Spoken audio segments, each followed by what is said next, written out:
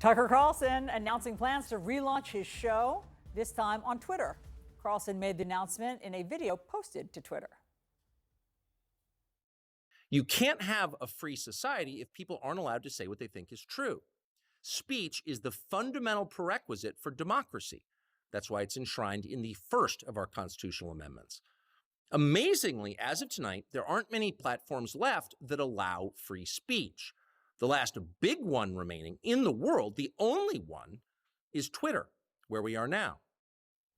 All right, my panel is back. We also have Los Angeles Times op-ed columnist Elsie Granderson and CNN media analyst Sara Fischer is joining us as well. Sara, Tucker went on to say that he's going to put his show on Twitter. What is a Twitter TV show? That's a great question. I think we're all dying to find out.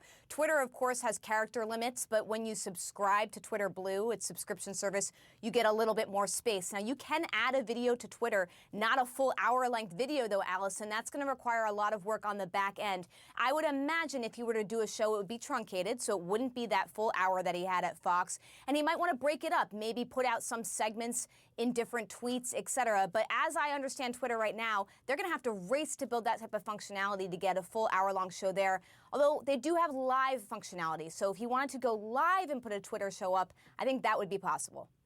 Okay, that's interesting.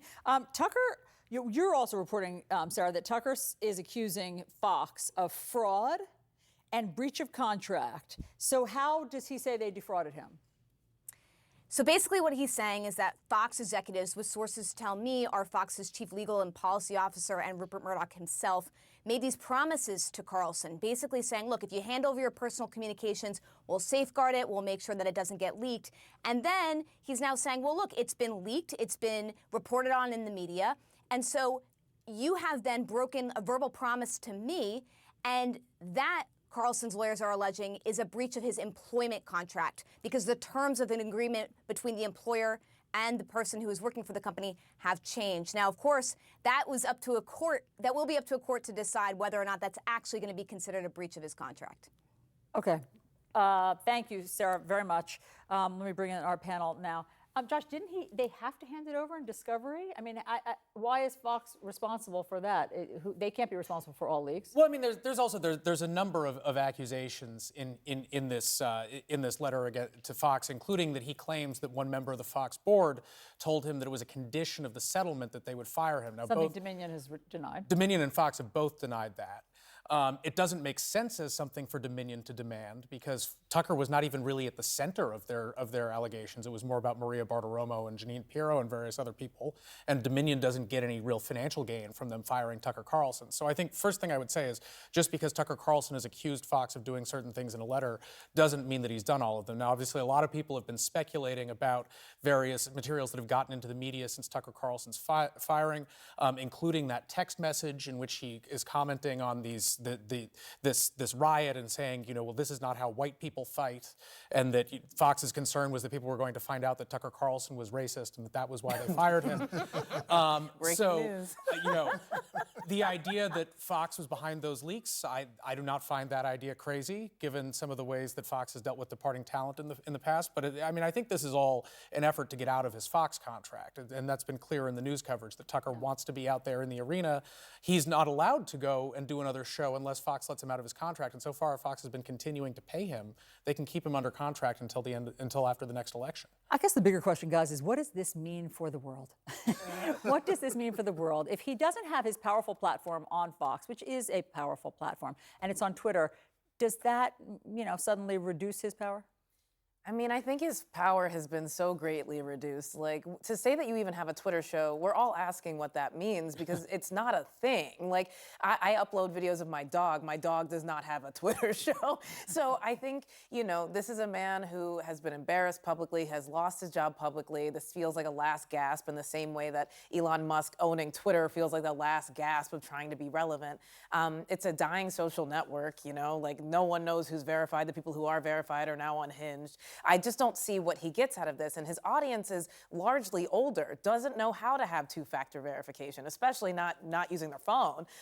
So I don't see this as some great comeback. I see this as just diminishing returns in every way and embarrassing. I think that's interesting, but I would also just caution that reports of his demise and of Twitter's may be premature because, you know, Tucker, I think, does have a grip on a large portion of America. And they, I mean, if you read the comments under his announcement, people are like, can't wait, you know, the hell with Fox. Like, they're ready to go wherever he's going. Which is why the question about power we need to first define how are we defining power.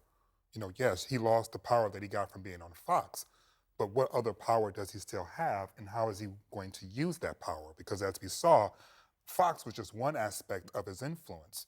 He's influenced in a lot of different areas in terms of everyday life, and while he may not have the same audience size on Twitter, he may not need the same size to have a similar or greater impact. So as we discuss this, power isn't simply about Twitter followers or simply being on television.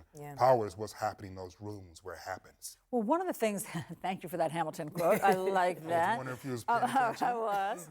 One of the ways that he had power in these rooms where it happened is that he did have the ear, and in fact, often more than the ear of some politicians like Kevin McCarthy. He got Kevin McCarthy to hand over the tapes from January 6th. He was very influential in Republican political circles. Do you think that he will still have that? Well, I think that influence still exists. Will it wane a little bit? We'll have to see. I think, again, if you look at somebody like Ron DeSantis, he was easily able to get a message out, whatever that message of the week was that they put on the placard at the front of those podiums. So, yes, that's going to change a little bit. I think also don't necessarily dismiss Twitter right away. Certainly, he's probably going to deal with the fact that, to your point, a large portion of that 3.6 million that we're tuning in don't have the two-factor authentication, don't actually know where they can even download Twitter from, right? But there also is a potential for new audiences, right? I make the comparison to somebody who says they are a member or supporter of Planned Parenthood versus somebody who says they're a member or supporter of the NRA,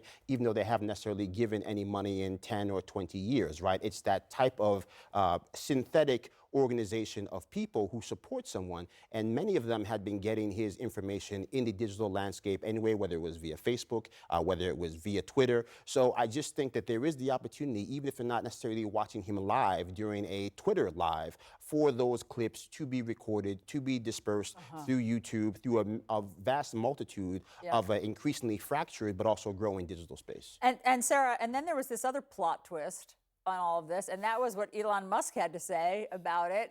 He said, I also want to be clear, this was after Tucker's statement, that we have not signed a deal of any kind whatsoever. Tucker is subject to the same rules and rewards of all content creators. Rewards means subscriptions and advertising revenue share, coming soon, which is a function of how many people subscribe and the advertising views associated with the content. I hope that many others, particularly from the left, also choose to be content creators on this platform.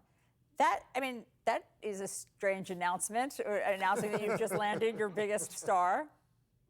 Right? You would expect him to be welcoming Tucker with open arms, and instead he's saying, wait a minute, you're subject to the same rules as everyone else, and we're going to fact check you using community notes just like everybody else. Look, Elon Musk has a tough job on his hands. He's got to bring advertisers back. He's got to make sure users stay on the platform. And he knows that by bringing on a polarizing figure like Tucker Carlson, even if he's really popular on the right, that could jeopardize his ability to continue to grow the business. So that's why I think you see him respond in a tempered manner, saying, look, it's great that you're here, but we're not going to give you special treatment just because you're doing this show with us. The last thing I'd say, Allison, is Tucker, I think, is going to explore other options. I don't expect the Twitter thing to be the only thing he does. I mean, Newsmax CEO Chris Ruddy has said that we'd still welcome a show with Carlson. And so I think maybe he'll try out the Twitter thing. I think he likes the zeitgeist and the, opinion leader focus of that audience. But he'll probably do other stuff, too. Sarah, thank you very much for your reporting. Great to have you.